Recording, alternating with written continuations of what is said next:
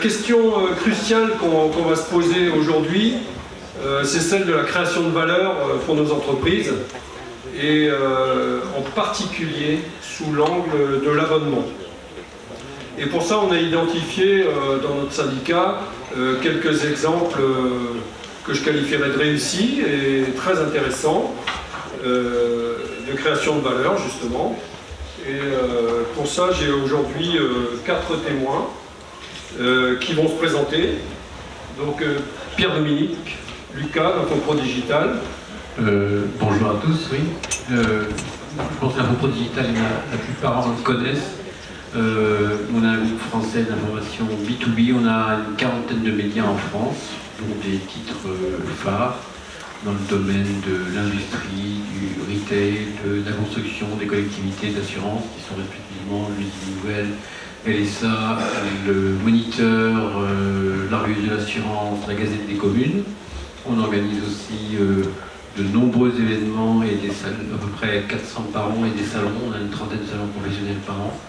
Et puis on a toute la diversification de médias, même si ce sont des marques très anciennes, et nées au-delà du siècle, parce que je sais très quel jour on est aujourd'hui, le 7 décembre. Le 7 décembre, l'Usine Nouvelle a par exemple fêté son 131e anniversaire il y a 2 jours. Vous pourriez applaudir l'Usine Nouvelle, s'il vous plaît. Bravo. Voilà. Voilà, je répondrai aux questions de... Tout à fait. Tout de suite après. Alors, Hervé Noiret, directeur général de la France Agricole, du groupe France Agricole. Alors oui, et en fait, aujourd'hui, je m'exprime plus au niveau du groupe NGPA, qui est lui-même effectivement, je dirais, un média tech compagnie, le groupe, orienté sur qui est positionné sur l'univers agricole. Il y a 270 collaborateurs donc, qui sont dans ce groupe et qui sont organisés en 2 pôles d'activité. Un premier qui est l'étude des data intelligence, et puis un second qui est le groupe média. On parlera plus particulièrement de celui-ci, effectivement, ce matin. Notre métier, c'est d'accompagner en fait les agriculteurs et tous les acteurs des filières, qui soient sur l'élevage, le machinisme, mais aussi bien sûr sur la culture ou la viticulture, et de les accompagner dans les défis qui sont aujourd'hui des défis quotidiens pour nous tous, à savoir effectivement la transition agroécologique, l'autonomie ou en tout cas la production et la souveraineté alimentaire, et puis des défis plus spécifiques, mais qu'on retrouve dans d'autres familles, qui sont aussi peut-être le renouvellement générationnel et la pénurie de main-d'œuvre. Donc beaucoup d'activités, on a un acteur engagé en fait à leur côté, et on est au cœur de ce lectorat et on se veut un acteur dans cette transformation-là. C'est ce qu'on fait chaque jour, et je vais revenir tout à l'heure, je pense, sur cette problématique d'abonnement, puisque, et je termine là-dessus, on a effectivement, vous n'allez pas me laisser le micro, et on a à côté dans ce pôle média plus de 17 marques médias qui interviennent sur chacune des filières et qui sont enrichies par plus de 10 sociétés ou départements en fait aussi qui apportent du service, médias et services. Voilà. Merci Hervé. Donc Éric Zuber, directeur général du groupe Revue Fiduciaire ou la Revue Fiduciaire. Merci, effectivement, bonjour à toutes et à tous. On n'a pas 130 ans, mais on a quand même été créé en 1917. Et on continue à se présenter comme une start-up centenaire. Pourquoi en fait? Parce qu'on a évidemment surfé sur tout l'accompagnement de nos clients en digital et ça s'est accéléré avec le Covid. Donc on va en parler aujourd'hui justement de cette sortie de crise. Et on a donc un groupe de presse essentiellement orienté vers les experts comptables, métier du chiffre, comme on dit, les métiers du droit. Et on est aussi sur d'autres transformations de plus en plus vers la formation. On a racheté un groupe qui s'appelle Softech pour former des collaborateurs en paye, en comptabilité, etc. dans beaucoup de métiers en tension. Et on est aussi propriétaire du groupe Courrier Cadre, CDI Média, Rebondir, Officiel de la franchise, donc on est aussi beaucoup dans l'événementiel.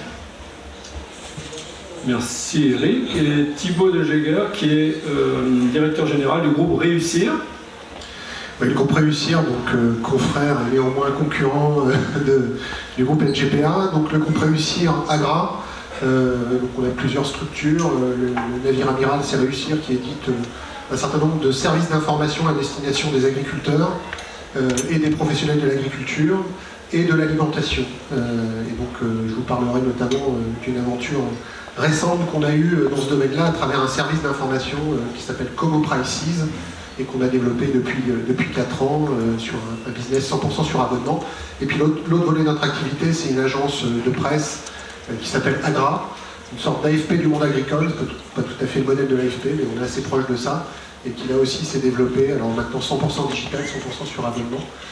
J'en parlerai pas ce matin, parce que je vais me concentrer sur Como Prices. Quelques chiffres clés, on fait à peu près 20 millions d'euros de chiffre d'affaires, plus de 100 collaborateurs à Paris et à Caen, qui est notre hinterland, notre terre de naissance. On a été créé il y a 30 ans par le regroupement de services liés à la presse agricole départementale, et je salue Jean Ricato qui est là, le président du SLPA, auquel on est aussi adhérent avec Réussir. Voilà. Donc c'est la beauté de nos syndicats, c'est qu'on est à la fois confrères, parfois concurrents, mais on sait travailler ensemble pour se battre quand il y a besoin de le faire sur des dossiers importants. Donc la première question que je vais vous poser, c'est quelle est pour vous, quelle est la philosophie, quelle est votre stratégie qui sous-tend votre politique d'abonnement? Alors, Eric, par exemple.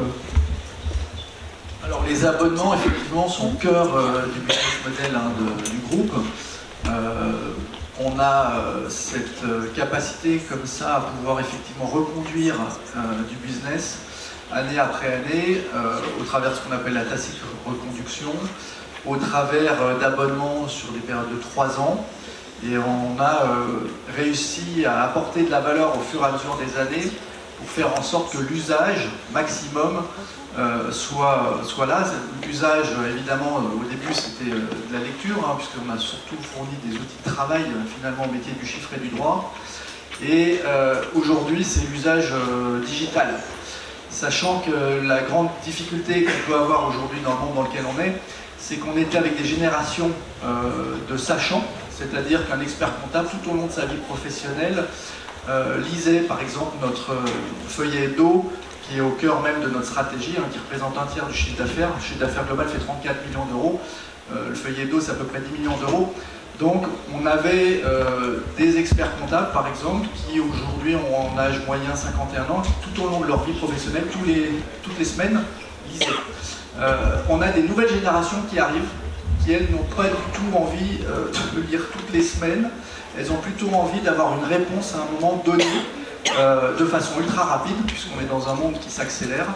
Et tout le challenge, c'est de continuer à avoir des abonnés à la fois génération 40, 50, 60 ans, 70, ils n'ont pas de problème de reporter la retraite, puisque comme ils ont souvent à cœur de développer leur entreprise, ils travaillent assez longtemps, mais surtout maintenant, c'est ces nouvelles générations, les trentenaires, qui eux doivent être aussi dans notre logique de core business d'abonnement, et qu'il faut convaincre d'utiliser, d'avoir d'usage, etc., nos produits. Donc c'est tout ça le challenge aujourd'hui, c'est d'avoir à la fois cette génération, on va dire, plus âgée, et cette nouvelle génération, et de continuer à leur offrir des abonnements, sachant que c'est pas forcément ça qu'ils veulent. Ok, merci. Hervé, la philosophie générale de votre politique abonnement? Oui, alors nous, on est sur des registres un peu similaires et avec une approche pourtant différente. Dans notre core business, les abonnements, c'est 41% en fait aujourd'hui de nos revenus, donc ça reste significatif. Et on a effectivement après, je dirais, on a deux autres leviers qui sont la publicité, la monétisation en fait de l'ensemble de nos marques et de nos services. Principalement publicitaire, donc ce levier-là, et puis un autre qui est le développement des services. On a intégré très en amont, c'était même dans l'ADN du groupe, les services comme étant un préalable à ce juste équilibre pour pouvoir pallier effectivement à des spécificités qui sont les nôtres en tant qu'éditeur de presse, une désaffectation quand même relative pour le média papier, les médias en général d'ailleurs, ne nous le cachons pas, et aussi dans le même temps, je dirais, la capacité qu'on a à engager ces nouvelles générations. Donc on a un poids de l'abonnement qui reste prépondérant, mais qui est effectivement soutenu par la capacité qu'on a à constamment enrichir en fait ces solutions-là. Alors enrichir ces solutions, ça veut dire à mon avis trois axes majeurs. C'est d'abord travailler les contenus, c'est-à-dire qu'il n'y a pas d'abonnement s'il n'y a pas un contrat de lecture fort et qui sous-tend effectivement une vraie valeur ajoutée. Nous, dans la presse professionnelle, et notamment aussi particulièrement dans la presse agricole, on a une proximité très forte avec ces lecteurs, donc il faut absolument travailler sur les contenus. On travaille beaucoup sur la politique de marque, et dans le cadre du groupe, dans la mesure où j'ai 17 publications, mais qui interviennent souvent avec le meilleur des deux mondes, souvent un leader dans la presse et puis un leader dans l'offre online, eh bien on a cette capacité à rapprocher à travers des plateformes de marque les différentes marques médias et à engager en fait des contenus à forte valeur ajoutée, très souvent enrichis par des services. Alors dans l'univers agricole, c'est évident, c'est les courses des marchés, c'est aussi la météo, et derrière il y a une multiplicité de possibilités qu'on a réussi à développer et qui nous permettent d'implémenter derrière effectivement un portail de recrutement, un portail de machines, de vente de machines d'occasion. On aura quelques exemples concrets tout à l'heure, mais sur la philosophie générale. Et sur les données, peut-être, les data. Alors, il y a effectivement les contenus derrière une politique data. Alors nous, on est vraiment data-driven, puisqu'à la base, c'est une boîte de data qui a été constituée chez nous il y a plus de 20 ans par un visionnaire qui était Jean-Marie Saval, qui est le fondateur du groupe Isavier, qui est notre principal actionnaire. Donc on est orienté autour de la data, on est construit autour de la data. Cette data, elle alimente et elle irrigue en fait bien sûr l'ensemble de nos activités qui vont effectivement des activités de production éditoriale jusqu'à effectivement la génération de différents services. Donc à notre échelle, c'est les contenus, c'est la data, et puis c'est la capacité aussi de développer un socle techno. Et là il y a un travail permanent. Alors on a beaucoup de partenaires qui sont dans les locaux attenants. C'est la capacité qu'on a à créer ce socle. Alors nous, le premier effort, ça a été, il y a 2 ans de cela, c'est de remuscler considérablement toute la direction numérique pour pouvoir engager une politique de transformation basée sur la captation numérique. Et là, c'est ce dont je vais vous parler tout à l'heure, c'est effectivement la capacité, étape par étape, à structurer et puis à travailler effectivement cette captation numérique. Et l'enjeu pour nous, les éditeurs, que ce soit du print ou du web, il faut travailler dans le sens où on veut infidéliser nos 134 000 abonnés, qui je m'adresse quotidiennement, et puis demain en recruter 20 000, puisque j'ai un socle de base d'abonnés, notamment qui s'érode naturellement dans nos filières agricoles. On perd 5 à 10% de personnes qui partent à la retraite tous les ans, et ça s'accélère beaucoup. Donc il faut engager ces nouvelles générations, fidéliser, recruter de nouveaux abonnés, donc, et puis voilà aussi, et baisser notre coût de recrutement par abonné, notre fameux CRA. Donc voilà, c'est le triptyque, et on essaye de l'engager, et je vous expliquerai comment on a réussi, notamment, il n'y a pas une solution miracle, on expérimente beaucoup, mais on a réussi notamment à aborder en fait, et à relever ce challenge-là à travers la mise en place de plateformes. Spécifiquement, on en a une qui est... Normalement, il y a une projection, là, c'est ça? Ah non, même pas. Et spécifiquement autour de l'univers viticole, voilà. Ok, merci. Thibaut, alors ta stratégie abonnement? Nous, on a remis, donc je vois qu'on est déjà en avance sur les coupures d'électricité. Nous, on a remis l'abonnement au cœur, effectivement, de notre business model. Dans la presse, on avait un peu tendance à oublier aussi l'importance que ça pouvait avoir. Et donc c'est vrai qu'on a depuis 5 ans maintenant remis en place à la fois des équipes, des compétences pour faire de l'abonnement un vrai levier de création de valeur pour l'ensemble du groupe. Et donc travailler cela pas seulement dans une logique de service qui suit finalement ce que demandent les abonnés, etc., mais avoir une vraie dynamique commerciale, marketing, enfin voilà, toute une stratégie qui est mise en place et qui continue à s'approfondir. On a beaucoup appris sur les 4 dernières années avec le rachat d'une start-up qui s'appelle Como Prices et qui nous a fait voir différemment la valeur que pouvaient avoir nos contenus. Alors, quand je parle des contenus, quand on est historiquement on était dans la presse, on se réclame plus du monde de l'information professionnelle maintenant parce qu'effectivement, comme le soulignait Hervé ou Eric, ce qui est important c'est d'apporter un service qui est reconnu comme tel, comme efficient, comme efficace, comme performant par notre client.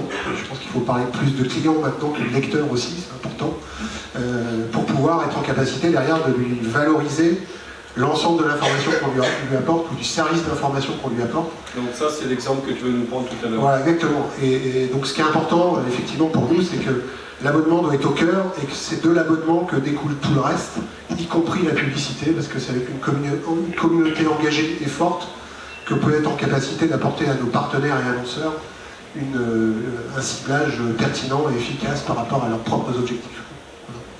Merci, je vois que vous êtes tous raccords. Hein. Et Pierre-Dominique, est-ce que tu veux nous dire sur le contenu et l'abonné?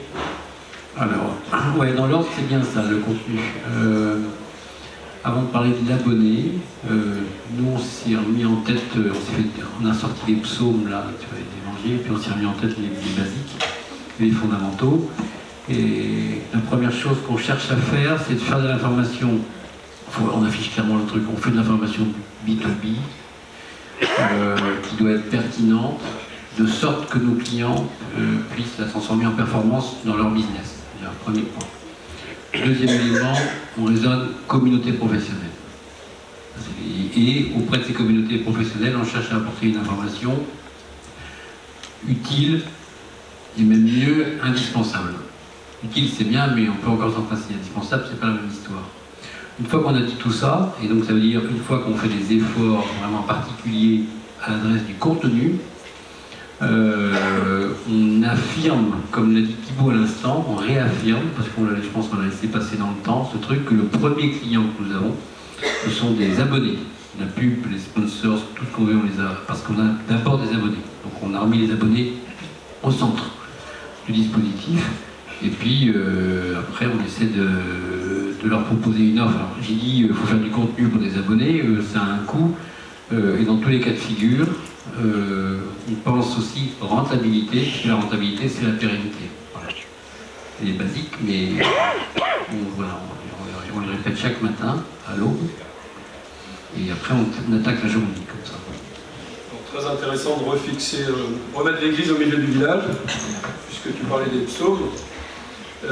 Alors on va prendre des exemples concrets. Hervé peut-être?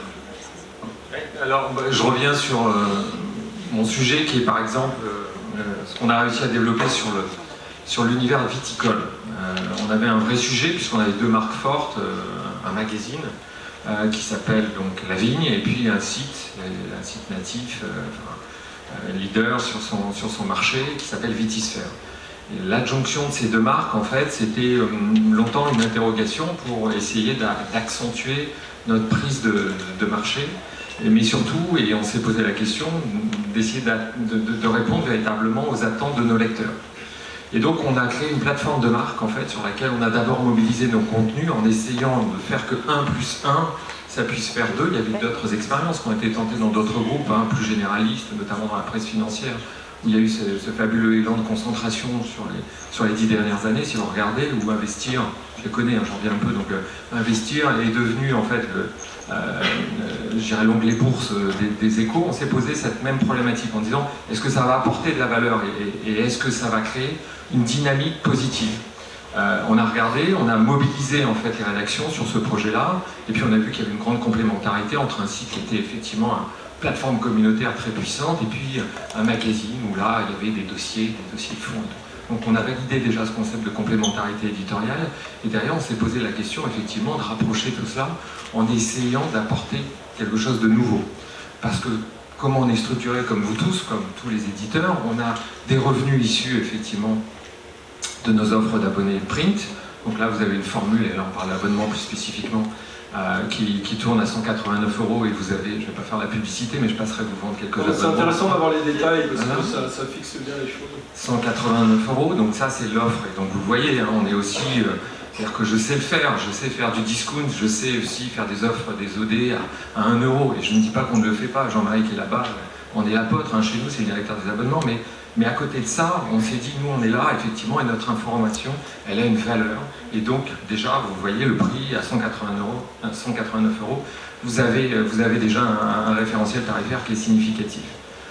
On a 8000 abonnés sur La Vigne, 7600, et on est passé à 8200 là en un an. Pourquoi? Parce qu'à côté de cette offre-là sur La Vigne, on a développé une offre web aussi, 159 €. Donc là, il y a un écart aussi qui a été considérablement réduit. Donc ça, c'est Vitisphère. Ça, c'est Vitisphère. Vitisphère La Vigne. Le site, en fait, s'appelle Vitisphère La Vigne. C'est-à-dire qu'il y a une plateforme de marque où on retrouve des informations à forte valeur ajoutée, pas toutes, mais qu'on publie effectivement aussi sous le logo de La Vigne, d'ailleurs. Donc j'ai mes 3 offres et puis j'en ai créé une nouvelle. Et c'est particulièrement sur celle-ci que je vais attirer votre attention parce que cette nouvelle offre, premium, ou magnum en fait, hein, comme vous voulez l'appeler, et voilà, 1-0. Et donc cette nouvelle offre, premium, elle intègre là quelque chose qu'on n'avait même pas imaginé dans Noël, mais elle intègre là effectivement beaucoup de services. Et en plus de cette solution d'information, on y a ajouté une multiplicité de services. Donc vous avez la Vigny Academy, qui est un département qu'on a créé qui fait, comme son nom peut le laisser imaginer, de la formation. Vous avez aussi, à travers une plateforme VitiJob, qui est un des leaders, qui est une plateforme, un portail de recrutement spécialisé, on intègre aussi des offres d'emploi. Et tout ça, en fait, hein, c'est une adjonction de services qui nous ont permis d'optimiser cette offre premium et de l'adresser aux bonnes personnes. C'est-à-dire qu'on est dans cette logique-là où les gens sont prêts à payer 309 € pour pouvoir effectivement accéder à cette offre. Pour les 3. Pour l'offre premium. Pour l'offre premium qui intègre, selon en fait les volontés de chacun, soit une offre pour un candidat, enfin pour recruter un candidat sur VitiJob, soit effectivement un dispositif de formation tout au long de l'année sur les métiers de la viticulture qu'on a développé avec des partenaires. Donc il y a la capacité à créer de la valeur en retravaillant les offres et en les implémentant en fait dans nos offres éditoriales de base. Donc ça c'est quand même très intéressant et vous le voyez, hein, par rapport à l'offre initiale, c'est une augmentation plus que sensible. Sur l'année, on l'a lancé en se disant on va voir comment ça marche, parce qu'on en est là, on fait du test and learn, et on a réussi à consolider plus de 300 abonnés en même pas 1 an en fait, hein, puisqu'on l'a lancé en novembre 2021 cette plateforme-là. Donc il y a un vrai, vous voyez, sur une base totale de 8000 abonnés, ça devient significatif. Et en plus, j'ai augmenté ma valeur de 50%. Donc, et ces offres, comme je suis moi-même les détenteurs des services que je propose, et ça me permet de nourrir aussi mon offre de services. Donc on a créé là une dynamique de valeur en mobilisant les rédactions et puis en implémentant en fait aux offres éditoriales historiques une quantité de services. Mais attention, ces services, encore une fois, c'est du one-to-one, donc c'est souvent en fait dans le réabonnement. On a des plateformes aussi qui adressent ces services-là, soit avec une politique de phoning sur du réabonnement, soit aussi et à travers ce socle techno dont je vous parlais et des outils en fait qui nous sont précieux pour pouvoir communiquer en one-to-one avec chacun de nos lecteurs. Donc en gros, tu as augmenté de 50% ma valeur faciale en agrégeant ces 3 offres en fait. Exactement, et j'ai réussi à séduire effectivement des nouveaux lecteurs, ou en tout cas à les fidéliser pour l'essentiel. Donc ça c'est aussi une dynamique, on n'est pas obligé de se dire que tout repose sur la capacité qu'on a à ajuster en fait nos tarifs toujours à la baisse, non absolument pas, et c'est encore plus vrai pour nous qui avons ces possibilités d'additionner aux offres éditoriales du service, et surtout aussi derrière de les adresser de manière pertinente au bon lecteur, au bon moment en fait. Voilà. Ça c'est un peu notre mécanique, je ne vais pas la détailler puisqu'on est entre amis quand même, mais tout ne se partage pas. Merci Hervé. Eric, peut-être de ton exemple. Oui, je vais rebondir sur effectivement ce qu'on évoque autour de l'abonné, c'est comment on augmente le panier moyen en fait. Hein, j'évoquais cette stratégie B2B, probablement en France on a 800 000 personnes qui nous intéressent. Donc on a mis en place un projet de CRM intuitif personné qui suit tous les collaborateurs dans les entreprises ou dans les sociétés de conseil. Et ensuite, l'abonné, c'est pas l'entreprise, de nouveau, c'est l'usager, comme dirait la SNCF à un moment. Donc c'est la personne qui va réellement utiliser le contenu. À partir de ce contenu qu'on va essayer d'enrichir, on a joué la carte intuitif personnel. Chaque personne, potentiellement, tout au long de sa vie professionnelle, va vouloir avoir des informations, donc du contenu, va vouloir avoir des alertes dans son métier, va vouloir avoir de la formation, de plus en plus. La formation, c'est capital, c'est pour ça qu'on a racheté un groupe cet été, j'ai évoqué la Softec, et surtout participer à des événements, être en interaction, puisque le digital c'est bien beau, mais à un moment, on le voit encore aujourd'hui, on a besoin de se retrouver et d'échanger, et notamment pour les équipes, c'est fondamental. Donc ces collaborateurs, on leur apporte, pour être très concret, à la fois donc, du contenu, au travers des abonnements, on leur apporte d'autres formes d'abonnements qui sont sous format de cercles. Ces cercles, pour faire la différence, un abonnement c'est autour de 300 à 500 € par an. Un cercle, c'est la capacité à se retrouver 4 à 5 fois dans l'année avec des personnes qui partagent le même job, DRH, directeur financier, expert comptable. On en a 3, en paye, en comptabilité et en social. Pour les anciens membres, c'est entre 2000 et 2500 euros, et pour les nouveaux membres, c'est entre 2500 et 3000 euros. Donc ça, c'est en plus de Donc, vous voyez, l'abonnement. Hein. c'est ça. On peut monter le panier moyen comme ça, évidemment, sur chaque personne. C'est tout le sujet. On est sur la 3e génération, c'est la famille Yves de la Viguerin, mon président, donc, qui est 3e génération. Et là, l'idée, c'est d'apporter la 4e génération, donc de réfléchir à 20, 30 ans, 40 ans. Toutes les personnes qui arrivent sur le marché du travail entre 25 et 35 ans et qui vont travailler, et donc de les accompagner. Et grâce à des outils comme LinkedIn, on sait quand ils vont bouger, où ils vont bouger. On va pouvoir leur envoyer des informations. Donc il y a toute la dimension data, évidemment, il y a toute la dimension, c'est un peu tarte à la crème actuellement, l'intelligence artificielle, etc. Mais c'est une réalité. On a des projets qui sont directement orientés sur le suivi de ces personnes. Donc de la formation, au travers des cercles. On vient d'en lancer un 4e autour des entreprises engagées, dans le cadre de la RSE, qui est un thème qui aujourd'hui, pour les nouvelles générations est capital et qui pour les 10, 20, 30 prochaines années avec l'Europe et le monde va évidemment s'amplifier. Et comment tu engages ces cercles en fait, en pratique? Comment tu les... Qu'est-ce qu'ils leur offrent en fait? L'idée, c'est qu'effectivement, ils puissent avoir, en plus du contenu qu'ils ont reçu au travers de leur mensuel ou de leur hebdomadaire, d'autres informations qu'ils vont partager avec des intervenants et avec des personnes qui vont leur apporter de la valeur ajoutée, et notamment j'évoquais les nouvelles générations, elles ont besoin que ça soit extrêmement concret, à un moment qu'elles puissent travailler de façon rapide, efficace, et donc au travers de ces cercles, ils échangent notamment sur les nouveaux outils, les nouveaux logiciels. Il y a eu des grandes réussites dans les dernières années, je prends l'exemple de la paye. Donc on avait la revue RFPay, qui est historique, qui marche très fort. On a créé les journées nationales de la paye qui rassemblent 560 personnes pendant 4 jours, pendant une journée. Et on va aller de plus en plus sur d'autres types de contenus qui sont en plus des cercles paye, donc de se retrouver entre responsables paye, d'aller sur des produits qui s'appellent MyDoc. MyDoc Pay par exemple, ça sera un contenu encore plus personnalisé, plus ciblé. Donc l'objectif c'est d'aller dans la sectorisation éventuellement demain, donc dans des verticales particulières, et peut-être aller encore plus loin dans la régionalisation. Je crois beaucoup à ça, je pense qu'aujourd'hui, on est enfin en train de casser le plafond de verre français avec Paris et le reste de la France, et de plus en plus on va au niveau régional, et les gens ont besoin de se retrouver, mais plutôt dans leur région. Donc on va aller sur ces 3 grands axes de création de valeur sur nos abonnés: personnalisation, sectorisation, régionalisation. Après, j'en dirai pas plus, parce que ça reste sur des sujets un peu plus stratégiques. Même si nous sommes entre amis, voilà. Mais votre cible, elle est énorme, je crois. Hein. Tu parles de énorme, mais pas si énorme, parce que les experts comptables, c'est 21 000 personnes en France.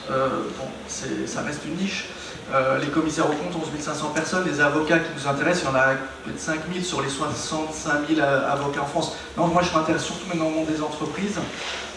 Donc là, les DRH, les DAF, les responsables gestion de patrimoine. Et là, on évalue, mais on est en train d'affiner ça. C'est le fameux projet CRM intuitif personnel. On évalue à peu près à 8 français.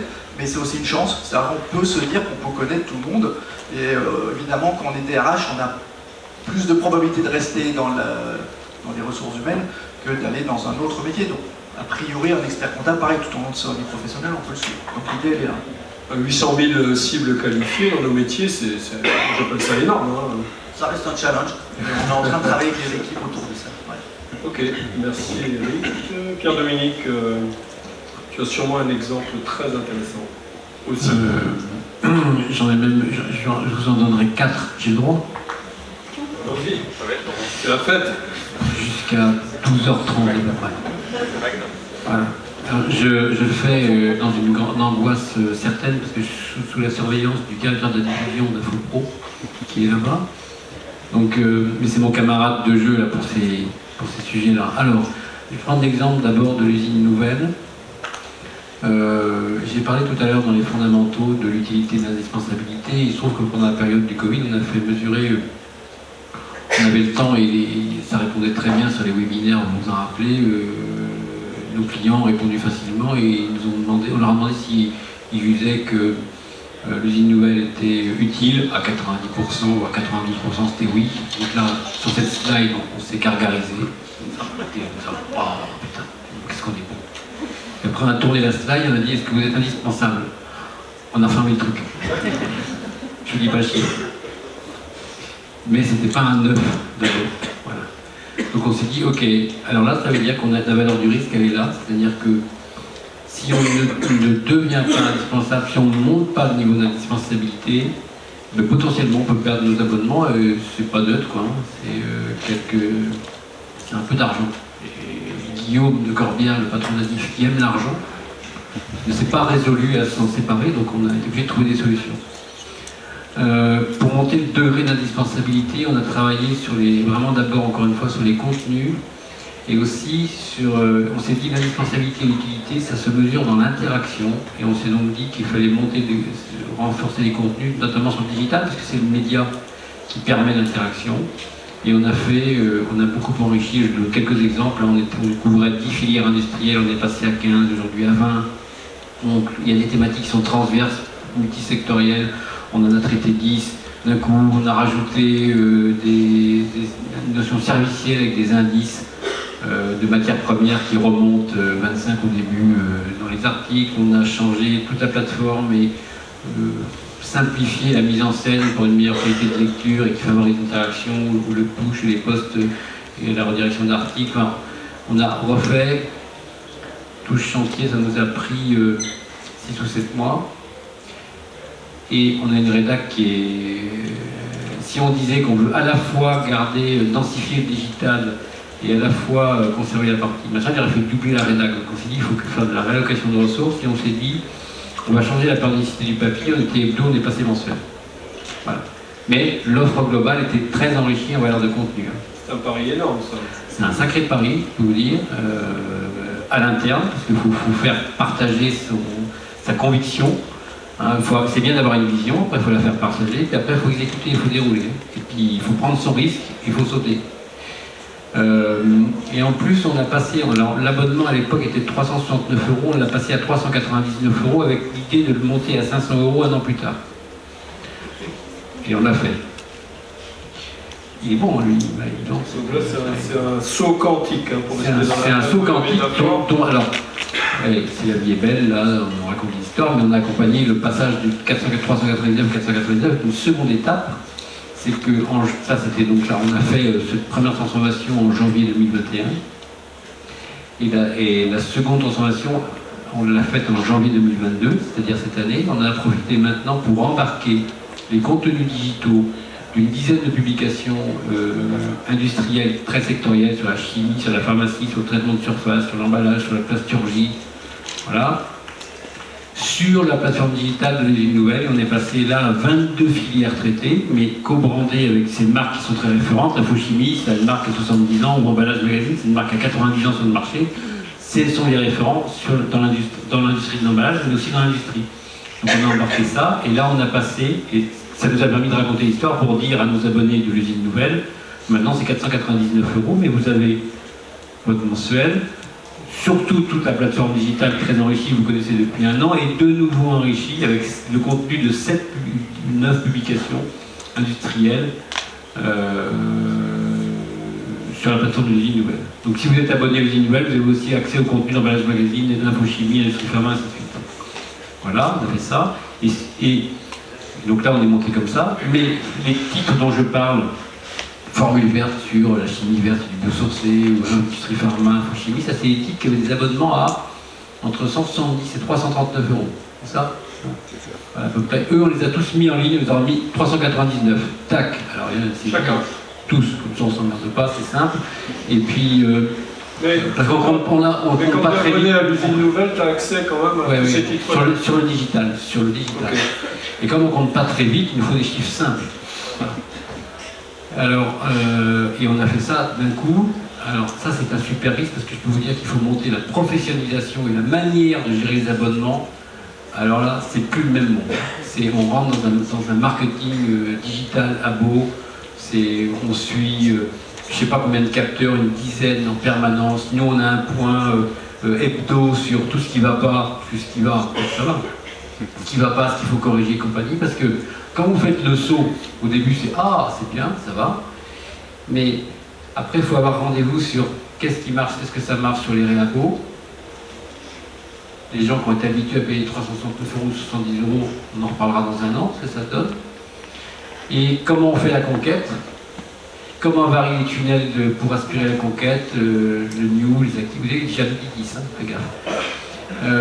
Donc ça c'est un travail permanent, mais c'est un risque. Et là on commence à récolter les fruits vraiment, et Guillaume de Corbière, donc le directeur d'Adif, m'a fait une promesse d'une année 2023 en budget. Ah, refaites-moi revenir l'an prochain, soit avec une tête au bout d'une pique, soit... Mais ça va être magnifique. Là, il y a un levier énorme. Je vois que tu en profites pour lui mettre la pression. C'est le management humaniste. C'est la période budgétaire, il ne faut pas la rater. Voilà, c'est fait. D'ailleurs, dans Guillaume, maintenant, on va remonter les chiffres, il y a un peu. Mais on a fait ça, et c'est pas simple. Et donc, il y a des vrais risques, il faut sans arrêt corriger, mais il faut le faire, il faut y aller. Donc, on a densifié. Voilà. Donc, ça, c'est deux exemples. Je peux en donner un troisième. Le défaut dans l'usine nouvelle, c'est qu'on traite des filières ou des thèmes comme ça, mais on a des business qui ont des côtés serviciels très forts. Par exemple, sur les collectivités, dans les communes, il y a des services. Sur l'usine nouvelle, on n'a pas trop ça. Mais on a des indices matières premières. On suit depuis des années 1000 indices de matières premières, avec un historique et compagnie, et on s'est dit que c'était une valeur pour enrichir, vous l'avez entendu, le contenu de ce qu'on propose sur la plateforme d'usine nouvelle, mais il se trouve qu'en plus, avec la pénurie des semi-conducteurs, l'inflation, la pénurie des matières premières et tout, c'est devenu un truc à la mode. En fait, très utile, parce que les indices, ça sert dans les contrats dans l'industrie. Voire indispensable. Merci. Alors là on a refait la plateforme pour la rendre bien meilleure, enfin plus efficace ou plus pertinente et utile, et donc j'espère indispensable, et on a fait monter les prix. Est-ce qu'on a fait assez monter les prix? Guillaume, je ne sais pas. Parce que, alors nous on était à 250, 300, 350 €, là on a décidé qu'on était à 850 €, ça, mais on hésite vachement à Guillaume, parce qu'on se dit, les anglo-saxons, eux, ils connaissent que des abonnements, les anglo-saxons, c'est souvent avec 4 chiffres avant la virgule, parfois ils ne mettent pas de virgule, donc on se dit, c'est pas assez cher, peut-être qu'on pourrait faire beaucoup plus. Ça, on ne sait pas. Pour l'instant, c'est un peu compliqué. On a fait un test, il y a des trucs qui sont convaincants, d'autres pas. Ça, c'est intégré dans le site de l'usine nouvelle également? Ouais, mais c'est un abonnement supplémentaire. Ok. C'est pas dans la foire à 499, quoi. Dans la foire à 499 €, tu n'as droit, c'est comme le clair de Canal+, tu as une cinquantaine d'indices. Mais si tu veux l'indice de la plasturgie, un indice machin, un indice sur l'aluminium, je sais pas quoi, machin. Et ça peut aller très loin dans ces formats-là. On a des clients pointus qui demandent des indices sur mesure avec un historique et tout. Et là, les abonnements se chiffrent là c'est sur mesure, mais c'est sympa de se dire qu'on arrive à vendre des abonnements à 5 chiffres. Ça nous est arrivé il y a 2 mois. Dernier exemple, il sera l'heure d'aller déjeuner, c'est on a une lettre, on a des lettres quotidiennes, l'une sur l'énergie, l'autre sur le pétrole, qui était l'origine du pétrole, mais c'est une énergie renouvelable aussi. Là, on a refait les sites et tout, mais fondamentalement, on n'a pas encore fait une grosse révolution, mais c'était un abonnement. La particularité, c'est que ce sont des publications qui traitent sur les sujets dont je parle, qui produit chaque jour 16 pages, 250 jours par an, c'est du desk. Ça pisse de la ligne tout le temps. Et ça, c'était un abonnement qu'avec Thibaut, à l'époque, on travaillait ensemble, on avait fait des pieds et des mains pour le récupérer, donc nos patrons à l'époque nous avaient dit « prenez, vous nous fatiguez », alors on l'a pris. Et à l'époque, c'était 1690 € l'abonnement, aujourd'hui c'est 3090 € l'abonnement. On a quand même monté les abonnements, et je ne parle pas de ça il y a 30 ans, hein. Nous on l'a repris il y a 5 ou 6 ans, il y a 6 ans, pardon. On a monté quand même les abonnements, aidés quand même par les circonstances sur les et tout, mais il y a peut-être encore mieux à faire. Voilà des exemples d'augmentation de tarifs par les contenus, ou d'augmentation de prix sur les marchés très tendus où l'utilité est forte, sans complexe, pour monter les trucs. Voilà. Merci Pierre-Dominique. J'aime bien ta façon de penser, même si c'est un peu l'escalade de la violence. Là, on commence à parler de vraie création de valeur avec des abonnements à 5 chiffres quand même. Et puis j'ai entendu aussi parler de la tête du directeur de la diffusion sur une pique s'il n'obtient pas si t'as dit ça. Arrive pas à cet objectif. Non mais moi je serais, si c'est ça, moi je serais en chemise dans une charrette en direction de la place royale. En Bastille. Voilà. Bon, on ne te le souhaite pas. Thibaut, je suis sûr que tu as aussi un très bon exemple qui a montré sa robustesse et puis sa performance aussi à plusieurs titres. Tu vas nous dire ça. Donc il y a 4 ans, on a racheté une start-up qui s'appelle toujours Como Prices. Como Prices, c'est la contraction de commodité et prices en anglais. Donc on revient un peu sur le business de l'information sur les matières premières. Il se trouve que historiquement chez Réussir, depuis 2011, depuis le rachat d'une structure qui s'appelait Agrobusiness Communication, on avait acquis une base de données d'indices et cotations de toutes sortes de matières premières agricoles et alimentaires.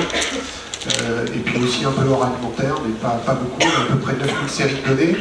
Et donc on a racheté cette start-up pour essayer un peu de digitaliser ce business-là au départ, de transformer nos vieux médias. Puis finalement, une fois qu'on l'a acquis, au bout de quelques semaines, on s'est dit on va développer la start-up pour ce qu'elle est, un service d'information sur les matières premières dédié aux acheteurs professionnels. Donc on s'est un peu décentré de notre cible traditionnelle de notre groupe média. T'es passé de l'agricole à toute industrie. Alors, sachant que les principaux acheteurs qui consomment beaucoup de données de matières premières sont quand même des acheteurs qui travaillent dans le secteur alimentaire. Juste pour vous donner donc aujourd'hui, Como Prices, c'est 14 000 séries de données. Donc la data est essentielle pour que les gens s'abonnent, puisque c'est vraiment clé pour déclencher les abonnements. Je vous dirai tout à l'heure le niveau de valeur des abonnements. Mais on leur offre toute une série de services pour que ça soit facile à utiliser, en fait. Donc des systèmes d'alerte, de franchissement de seuil qui peuvent être quotidiens, enfin bon, il y a toute une personnalisation possible. Et puis également un système de ce qu'on appelle les cost models. Je suis désolé, il y a beaucoup de termes anglo-saxons, mais parce que c'est aussi notre cible, en fait. Il y a beaucoup d'acheteurs internationaux. Et donc dans les cost models, je vais prendre l'exemple par exemple d'un Magnum de champagne. Si vous êtes fabricant de Magnum de champagne, vous pouvez lister l'ensemble des produits qui rentrent dans la composition, donc évidemment peut-être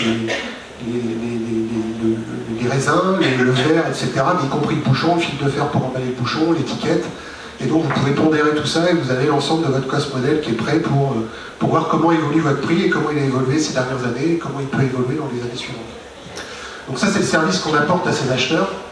Et quand on l'a racheté la start-up en 2018, c'était fin 2018, c'était un service gratuit en fait, qui était basé sur des prix de douane, ou des données plus ou moins performantes selon les produits, donc ça dépend de la volumétrie qui passe aux frontières françaises pour résumer. Et donc le modèle économique c'était des sponsors, j'imagine, ou des alors, annonceurs. Pas du tout, c'était 4 fondateurs, c'était 4 jeunes sortis d'école d'Inge qui avaient fait ça à leurs heures perdues. Et eux, leur idée c'était un peu de devenir le champion mondial de la matière première et donc d'être totalement gratuit. Enfin, c'était un peu le rêve du Facebook appliqué aux matières premières quelque part. On construit une communauté, il n'y avait rien comme chiffre d'affaires. C'était les levées de fonds, quoi, le chiffre d'affaires. Ouais, à peine. Ouais, il n'y avait pas de chiffre d'affaires en fait, du tout. Et donc à l'époque c'était déjà cher pour ce que c'était en fait. Et donc en janvier 2019, on a décidé de fermer en fait et d'imposer à tous les utilisateurs de passer en modèle payant sur abonnement. Alors on savait à l'époque qu'on n'avait pas la donnée qui allait bien. On savait que le service n'était pas complètement au point. Et ce qu'on s'était dit, c'est qu'au bout d'1 mois, on rappelait tous les utilisateurs un par un qui avaient payé pour savoir de quoi ils avaient besoin précisément, quelles fonctionnalités il fallait développer. Et puis après, on se mettait au boulot à fond avec une équipe dédiée. Enfin, à l'époque, c'était moi et mon directeur technique, Martin Gross, qui avait fondé l'entreprise, puisqu'on a racheté Martin, entre guillemets, avec son entreprise. Et on a commencé à développer comme ça toute la base de données. Donc on a évidemment branché notre base qui répondait à pas mal d'attentes. Et puis il a fallu acheter un certain nombre de séries de données, ou en tout cas aller chercher des séries de données, pas toujours achetées, auprès de faiseurs, de places de marché un peu partout dans le monde. Si vous voulez être un acheteur de fruits à coque, par exemple, la place de marché qui vaut à l'échelle mondiale, c'est la Turquie. Donc il faut avoir les prix turcs. Pour donner un exemple. Donc on a commencé à développer ça comme ça, très à l'écoute client, ajustant en permanence notre besoin. On a recruté une équipe sales commerciale dédiée et qui passait son temps au téléphone à rappeler nos clients. Alors On n'avait pas du tout de stratégie marketing, on avait juste du référencement naturel sur Internet, et en fait c'est quand les gens faisaient des recherches qui tombaient chez nous, et qui demandaient à accéder, à avoir une démo, et donc qui rentraient dans un système de démo, etc. Et là, on n'abonnait pas des personnes individuelles, mais des équipes entières d'achat. Donc par exemple, le service achat du groupe Leroy Merlin, donc s'appelle ADO par exemple, le groupe Carrefour, voilà. Le dernier en 2021, le plus gros de 2021, c'était LVMH. Voilà. Donc on a différentes typologies. Et donc on est sorti du secteur agricole complètement avec cette plateforme. Et les niveaux d'abonnement, c'est 4 chiffres, mais ça c'est les petits faiseurs. Le mainstream, on est à 5 chiffres à l'année. Et donc on abonne voilà, 10, 15, 20, 100 personnes, un peu partout dans le monde. De l'entreprise, tu veux dire? Alors, par entreprise, oui. Ouais. Et donc c'est des abonnements groupés, chacun a son code d'accès. Et ce qu'on scrute très fortement, pour justement pas avoir de surprise au bout d'un an du abonnement, c'est l'utilisation de la plateforme. Quand je dis on scrute, c'est on regarde quelles cotations ils vont chercher, parce que celles qui nous ont demandé, ils vont bien les chercher, puisqu'on va aussi chercher des cotations spécifiques pour conclure certains contrats quand c'est nécessaire, ça enrichit la base. Et à chaque réabonnement, on rediscute avec les historiques, parce qu'on enrichit la base en permanence. Et donc on essaie de faire passer de l'upsell, voilà, d'augmenter le prix du panier moyen pour pouvoir conforter les choses. Généralement la discussion elle se passe plutôt sur je voudrais intégrer 40 personnes de la DAF, du service achat qui est en Asie. Et donc on a développé ce service-là en 4 ans. Donc on termine à un peu plus d'1 million d'euros de chiffre d'affaires, 100% sur abonnement cette année. Voilà. Et tu as une équipe dédiée, j'imagine, importante? On a une équipe dédiée, on a un service data qui se charge qui est spécialisé sur la donnée, qui se charge d'aller chercher toutes ces données-là. On a un service tech qui est chargé de faire évoluer les fonctionnalités en permanence. Et puis des commerciaux, 3 personnes. Alors 3 à 5, voilà, on est bien proche des stagiaires, et puis généralement tous les ans on en confirme un en CDI. Pareil pour la data et les sales. Voilà. Et donc voilà, c'était l'aventure Como Prices.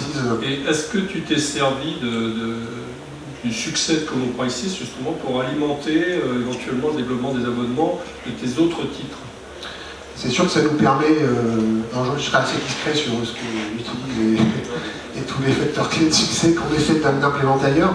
Et c'est clair que ça nous fait envisager complètement différemment la valeur qu'on a sur des informations historiques et changer le regard, notamment sur la base de données. Moi, pour l'anecdote, quand je suis arrivé chez Russier, on m'a dit tiens, tu as une base de données là, ton boulot ça va être de la fermer et de plier les gaules parce que ça a plus de valeur en fait.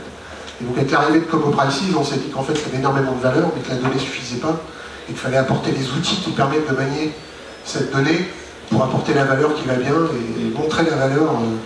C'est ce que tu disais, Eric, hein, finalement. Juste envoyer l'hebdo papier ou même le quotidien papier, c'est pas suffisant, il faut juste envoyer l'information qui va bien au bon moment à la bonne personne. Le DRH est abonné d'ailleurs.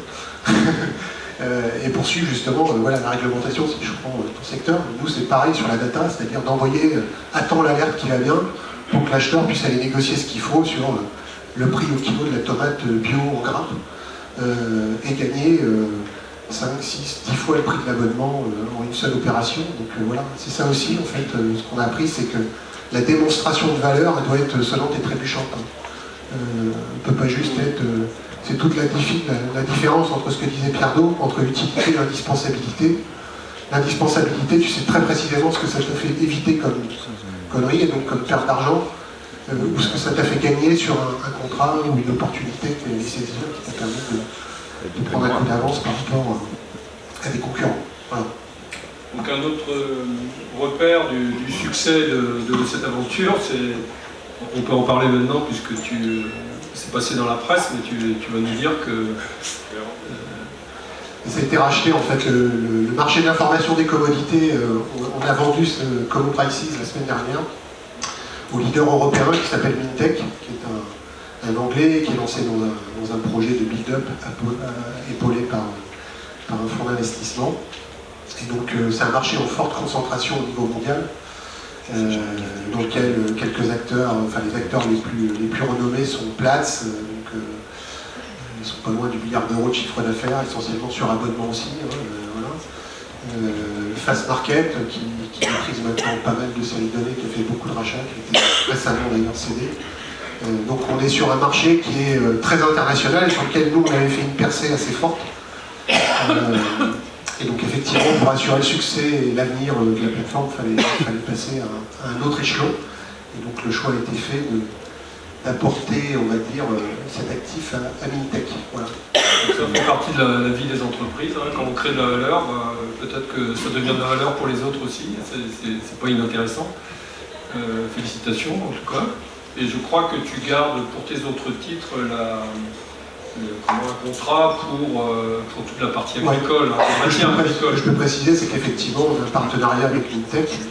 On avait avant même d'avoir racheté Common Prices, qu'on a maintenu durant le développement de Common Prices, et on apporte à Mintech toute une série de données exclusives et non exclusives, mais qu'on va chercher pour eux en fait dans un contrat cadre de licensing de data. Voilà. Bon, bravo à tous les quatre, hein. C'est absolument passionnant, voire inspirant, je pense. Hein. On va passer quelques questions de la salle, si vous en avez, sur ces expériences. Jean-Christophe ? Sur la dimension service formation, qu'est-ce que vous proposez dans le package de base? C'est un accès à des catalogues, c'est carrément un accès à des formations en ligne, qu'est-ce que c'est? Qui veut répondre? Les référents là, quand même sur la formation. Je vais peut-être répondre, t'enchaîneras, mais quand je suis arrivé il y a 5 ans dans le groupe, l'idée était de nouveau de dire sur chaque personne, alertons, informons, formons. Donc sur la formation, on est allé loin, parce que c'est même la signature du groupe, hein, de l'information à l'information.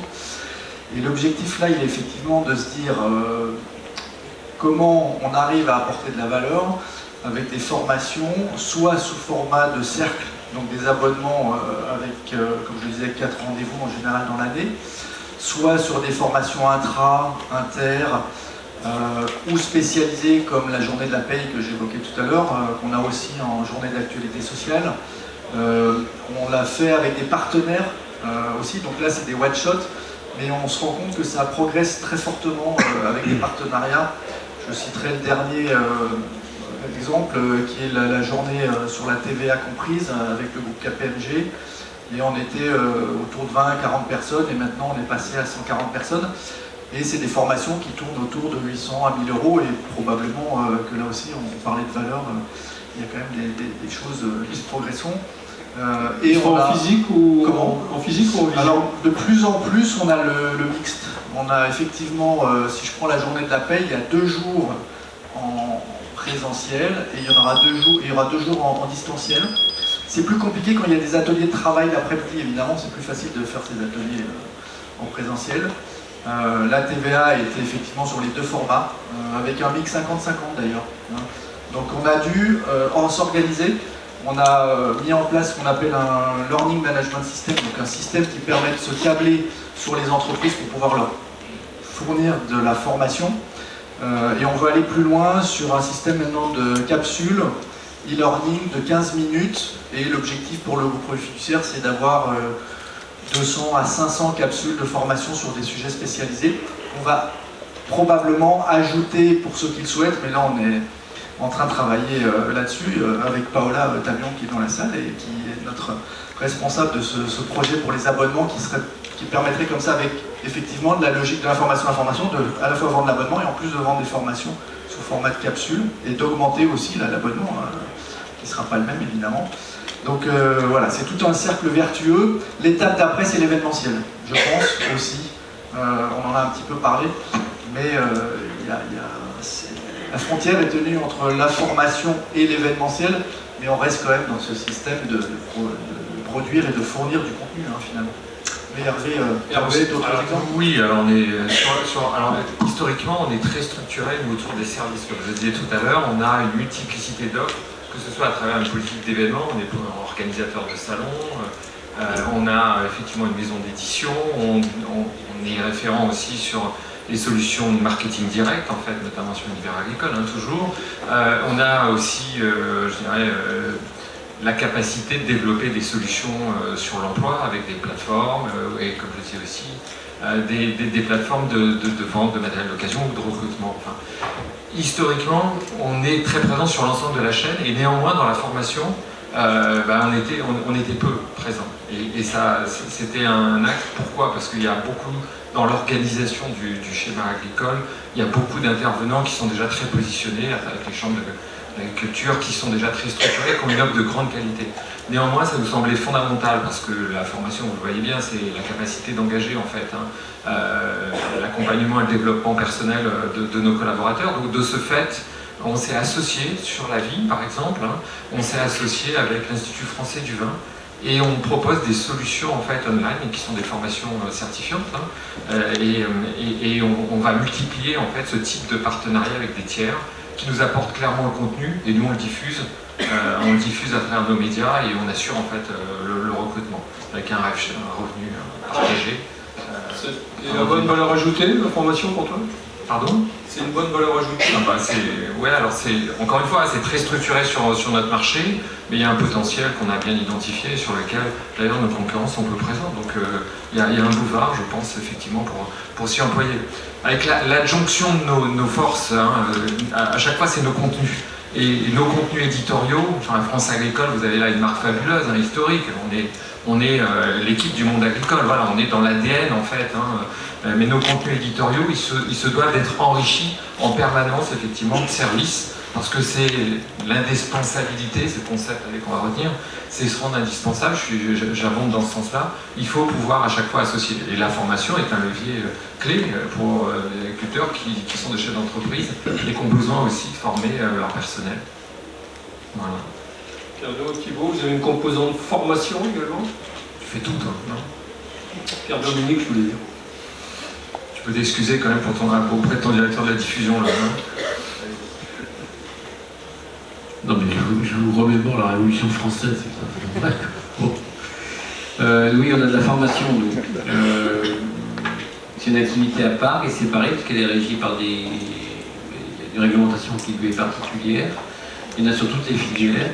On a des équipes dédiées pour ça. Et voilà, on fait ça depuis des lustres. Et l'année 2022 est une très bonne année en croissance sur la partie formation. C'est vraiment en dehors, avec on utilise des experts. On a fait longtemps des formations en physique, maintenant on le fait de manière dématérialisée. Mais c'est une bonne source de revenus, diversification.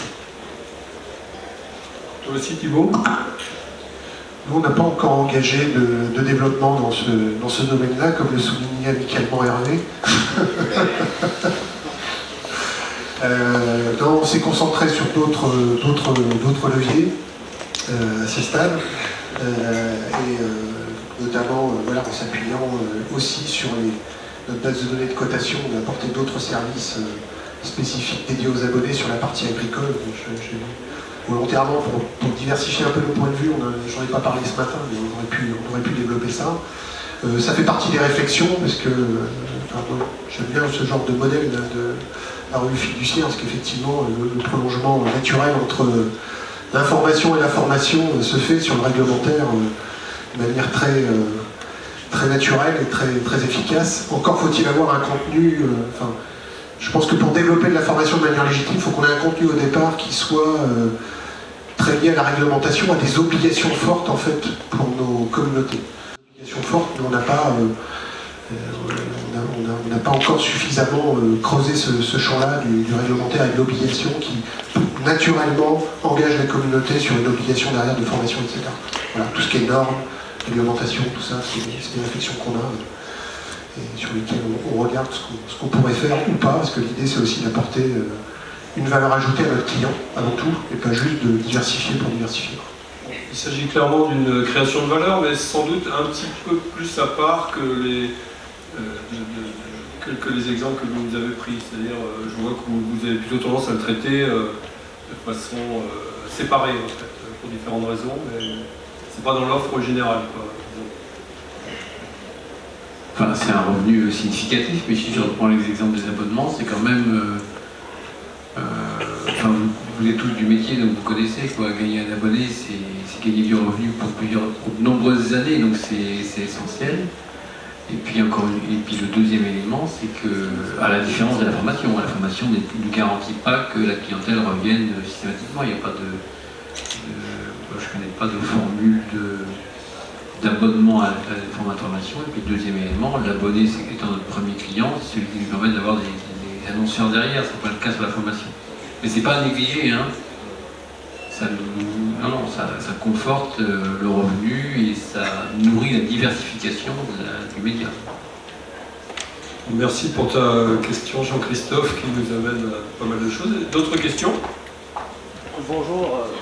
Vous écoutant, j'ai l'impression que le marché de l'information ne paie plus de mine. Est-ce qu'on devrait comprendre que vous êtes beaucoup plus dans le marché des services aujourd'hui? Peut-être la direction que vous prenez. Donc ma question est la suivante. Qu'est-ce qu'on fait de l'information aujourd'hui? Comment on la rend plus intelligente? Comment on la retravaille? Est-ce qu'il y a une stratégie aussi dans ce sens? Moi, je pense que Como Privacy, c'est un bon exemple d'une manière de retravailler de l'information qui était présente historiquement. Pour la petite histoire, la base de données elle a été construite au tout départ. Le journal s'appelait Décodéal à l'époque où il fallait constater aux Halles de Paris que le boucher vendait bien sa viande au bon prix aux professionnels à qui il la vendait. Donc c'est un business historique d'information professionnelle qu'on a digitalisé en sortant la partie article, entre guillemets, qui n'était plus considérée comme la valeur ajoutée, même si on pourrait développer, parce que une fois qu'on apporte la data, les gens ont besoin d'intelligence autour de la data, et donc du coup on revient à notre métier historique. Mais c'est un bon exemple de valorisation. C'est pour ça que vous séparez service et information. Moi je parle de service d'information. Excusez-moi, parce que les journalistes, ils nous coûtent trop cher. Hein. Moi, je représente un support et nous avons... On a un ami du SNJ ici. Alors, vous dire qu'on va juste faire les services... Alors, je ne vous suivrai pas là-dessus, moi je suis journaliste. Acheter des startups, il faut faire des choses. Dites-nous comment on peut faire avec ce que nous avons aujourd'hui. Nous avons une matière grise qui s'appelle les journalistes. La question aujourd'hui, je la pose vraiment, c'est pas peut-être qu'Hervé peut raconter comment il s'est appliqué sur l'intelligence des journalistes pour inventer ces nouveaux services sur avec le services. journaliste, c'est ma question. Sinon, on les met tous dehors, c'est ça. C'est ça ce que vous nous proposez.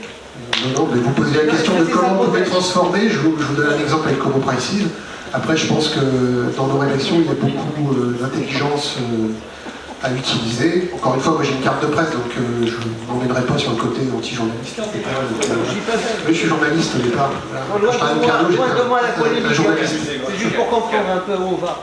C'est pour vraiment comprendre où on va. Ouais, si je peux compléter, je veux pas rentrer dans une polémique qui serait stérile, parce que vous savez, en fait, nous aujourd'hui, on a 174 journalistes dans le groupe. Très franchement, notre légitimité, elle passe par eux. Et notre valeur, je la réaffirme, elle est réalisée parce qu'on a réussi à produire des contenus en fait à forte valeur ajoutée. Si vous n'avez pas de journaliste, je ne sais pas comment vous pouvez en fait résoudre cette équation qui est à la base de tous nos développements. Après, alors là où je peux éventuellement essayer de discuter, parce qu'en fait c'est notre ADN si vous voulez, nous aujourd'hui en fait. C'est la base même de notre entreprise. Elle est construite à travers effectivement la production et la diffusion en fait d'informations. Donc nous ne partageons pas la même problématique parce que moi sans eux je ne sais pas faire en fait. Après ça me donne aussi une légitimité pour développer des services associés et mieux monétiser en fait nos marques. Enfin vous voyez c'est un schéma, enfin on le partage tous celui-ci et pour terminer quand même c'est quand même un des plus beaux métiers du monde monsieur, donc ne nous en privons pas. Non seulement il est utile mais en plus il est indispensable. Thibaut, tu voulais compléter? Oui, non, juste pour abonder dans ce que disait Hervé, je pense qu'effectivement nous sur une centaine de salariés, 64 journalistes aussi, donc voilà, et c'est plutôt une dimension que moi je renforce, parce que je pense qu'il faut qu'on retrouve ce contact au terrain, qu'on soit plus sur le terrain. Moi j'ai 2 journalistes tous les jours dans une ferme, en fait, donc c'est important pour comprendre ce qui se passe, etc., en reportage, pour comprendre les enjeux, et développer les services qui ne sont pas forcément journalistiques d'ailleurs, ce que comprennent très bien les journalistes, les discussions se font tranquillement. Mais effectivement, ça assoit quand même je pense qu'il y a une éthique professionnelle du journaliste qui est indispensable et nécessaire pour qu'on puisse apporter, enfin voilà, dans un univers où on parle beaucoup de fake news, etc. Je pense que nous, effectivement, notre solidité repose aussi sur ce professionnalisme de nos rédactions et aussi sur leur créativité, parce que souvent on les prend comme des gens qui ont le pied sur le frein, il y en a. voilà, plus qu'il n'en faudrait, comme toujours. Mais ils ont aussi beaucoup d'idées intéressantes, qui ne savent pas toujours mettre en forme, mettre en valeur, etc. Mais il faut vraiment qu'on s'appuie sur ces idées-là. Ce que j'avais entendu moi, dans ce que tu racontais, Hervé, hein, sur le move sur Vitis Fernandez, c'est ce que tu t'étais appuyé sur cette intelligence collective. Et je suis toujours bluffé moi, de ce qu'on peut produire à plusieurs. Et les journalistes sont quand même très souvent bien à l'écoute du marché. Donc voilà.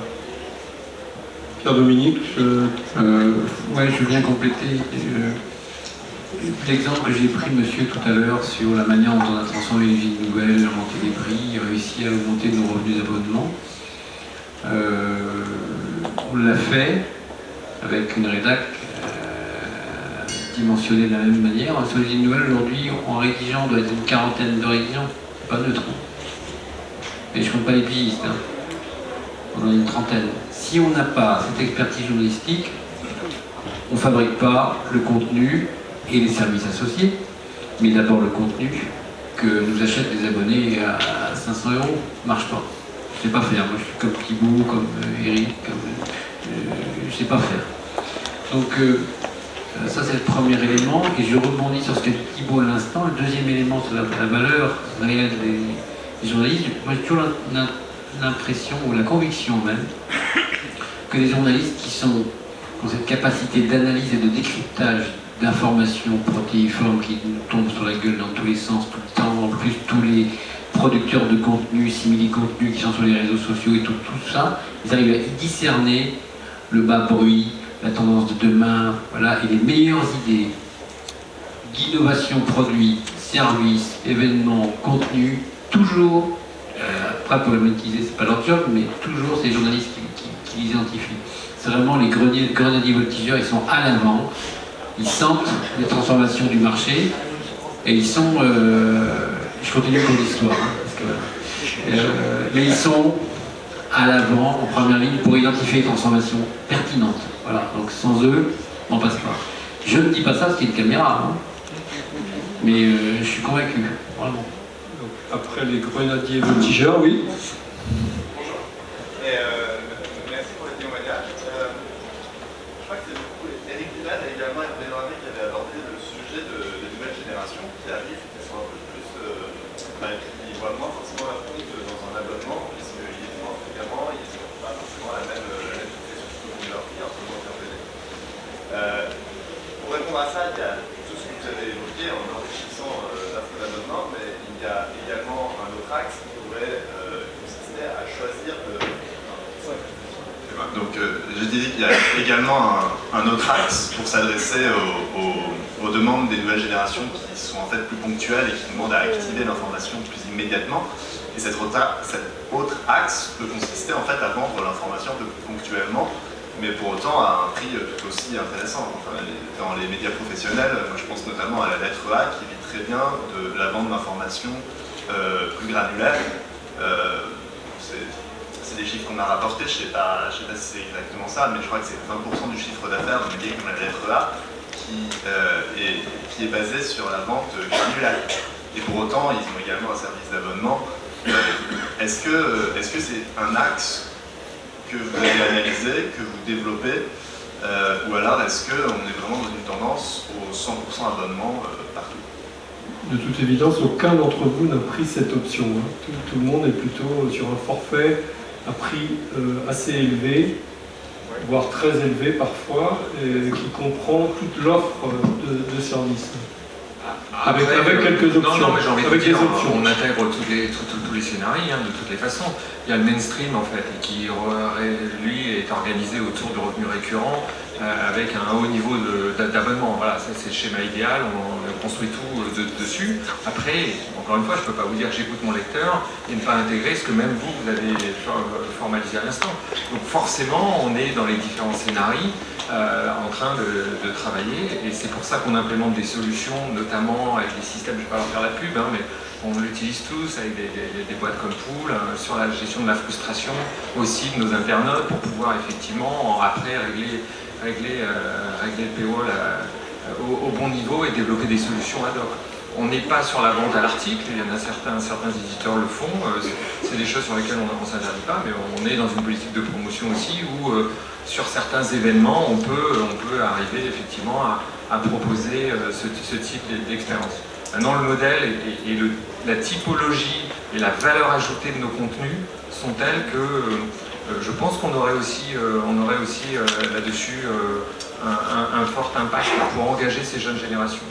Et vous l'avez évoqué, et je termine là-dessus, c'est clé pour nous de toutes les façons, ce renouvellement générationnel, capter des nouveaux abonnés. Vous imaginez, nous dans la presse agricole et l'agroalimentaire de manière générale, on a un vrai enjeu aujourd'hui pour pouvoir adresser ces jeunes générations.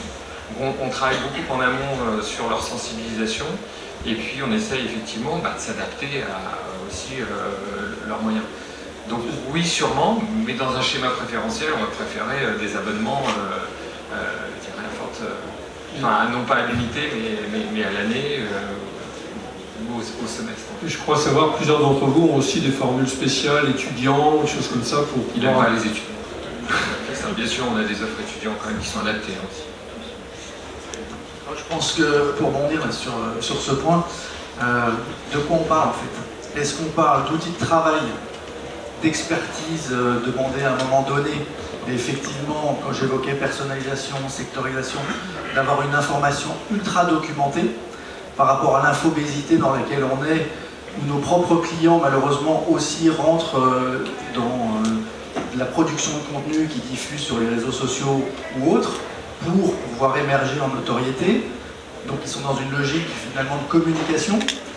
Et aujourd'hui, ce que j'entends, moi, c'est qu'on évoque l'ultra spécialisation, le fait d'être très pointu et d'apporter la vraie valeur ajoutée à la personne qui va pouvoir mieux travailler en fait. On est dans du B2B, donc on est dans des logiques où moi la limite c'est le conseil, je ne peux pas aller dans le conseil. Après c'est mes clients qui font du conseil, sont en interne dans l'entreprise, le DRH, le DAF, l'expert comptable.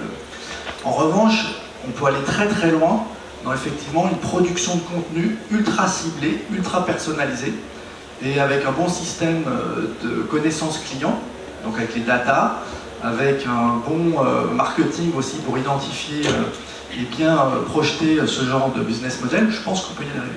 Donc on a un projet qui s'appelle Alter Ego chez nous, qui en gros, Alter Ego c'est le meilleur ami qui vous accompagne tout au long de la journée, sous forme de chatbot, sous forme de différents médias existants ou futuristes, parce qu'il y aura probablement dans les 10-20 prochaines années plein de nouveautés qu'on ne connaît pas, évidemment, ça va être tout l'intérêt d'ailleurs de les vivre.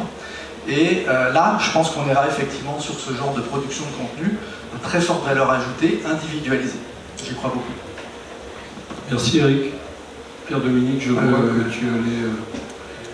Ouais, on ne sépare pas les abonnements sur le format ou les contenus. Nous, on part d'un principe qu'on a une offre globale qui compte du digital, qui compte même l'accès à des événements qu'on peut produire sous la marque, qui donne accès au magazine. Si je pars sur un magazine, c'est une option négative, c'est comme si j'achète une BMW et que je ne fume pas, j'ai pas le cendrier, ça revient au même. Mais nous, on propose tout ça comme ça. En revanche, on a des formats d'offres d'abonnement qui sont différenciés, on en a 3. Dans notre jargon, on appelle ça des abonnements one-to-one, c'est individuellement, je m'abonne, voilà. Si je suis une entreprise, une PME, on a lancé avec Guillaume il y a 2 ans un abonnement qu'on appelle PME, alors c'est avec des conditions de taille d'entreprise, où on se dit que pour le prix, pour le taille de l'abonnement, on dispose du magazine à la personne qui s'abonne et 3 autres, et tout le contenu digital, et on propose d'avoir 3 filleuls dans cet abonnement. Donc dans une PME, ce qui nous intéresse, c'est d'avoir 4 utilisateurs. On se dit au réabonnement, si le patron décide de ne plus s'abonner, parce qu'il pense que le chauffage est trop cher et compagnie, on a des chances qu'il y en ait quand même un parmi les 3 qui vienne gueuler chez le patron pour dire « et moi l'abonnement ». Voilà. Donc ça nous aidera pour le niveau de détention. Sur les îles nouvelles, ça nous a permis de gagner quelque chose comme 4000 filleuls, pour vous donner une indication, des déclinés comme ça. Donc ça c'est utile. C'est un format. Et le 3e format que nous avons, ce sont des abonnements qu'on appelle licences. Ça correspond plutôt à des grandes entreprises, où là on a un abonnement qui est beaucoup plus coûteux, mais qui donne accès à un nombre guillemets illimité de users. Là, donc, Donc ça nous oblige à regarder, alors c'est compliqué maintenant, on regarde le nombre de contrats, on regarde le nombre d'utilisateurs potentiels sur la somme des contrats, et on regarde le nombre d'utilisateurs effectifs. Et tout notre enjeu aujourd'hui, puisque vous l'avez compris, nos contenus, la richesse de nos contenus des services, c'est beaucoup sur le digital, c'est de faire en sorte que le taux d'usage sur le digital progresse et soit très bon, parce que la valeur elle est sur le digital. Si on a des abonnés qui ne vont pas se loguer sur le digital, on prend un risque au réabonnement. Voilà, ça c'est compliqué. Thibaut, tu voulais compléter? Oui, non, juste, nous, effectivement, on ne vend pas à l'article notre information. On a un système d'offres à 1 €, d'offres découvertes à 1 €, qui permet quand même d'aller chercher l'info qui va bien pour celui qui vraiment... on aurait une indispensabilité sur un article, et donc voilà, le premier mois est à 1 €, puis après on embraye éventuellement, mais il peut se désabonner avant la fin du premier mois, et donc du coup avoir accès à l'information pour 1 €. Donc c'est une réponse un peu à côté, mais bon voilà, qui permet quand même d'aller embarquer les jeunes générations si vraiment ils veulent. Voilà, mais on n'a pas constaté d'âge moyen plus jeune sur cette offre-là que sur d'autres. Ça permet par contre de nettoyer un peu les touristes de nos sites et qui viennent, voilà, et qu'on essaie de relancer alors qu'ils ne s'abonneront jamais, quoi, voilà. Si la personne n'est pas capable de mettre 1 €, on considère que bon, c'est sans doute pas un client potentiel, quoi, en fait. Voilà.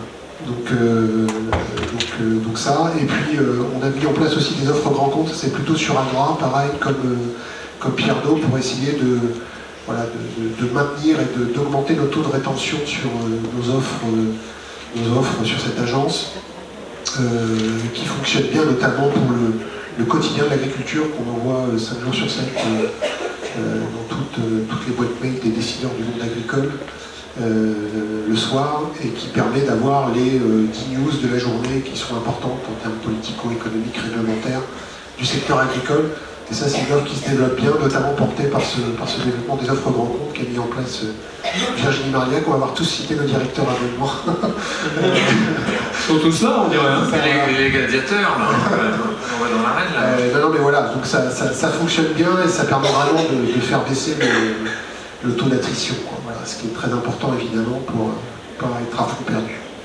Eh bien, merci à tous les quatre pour ce contenu dense et riche.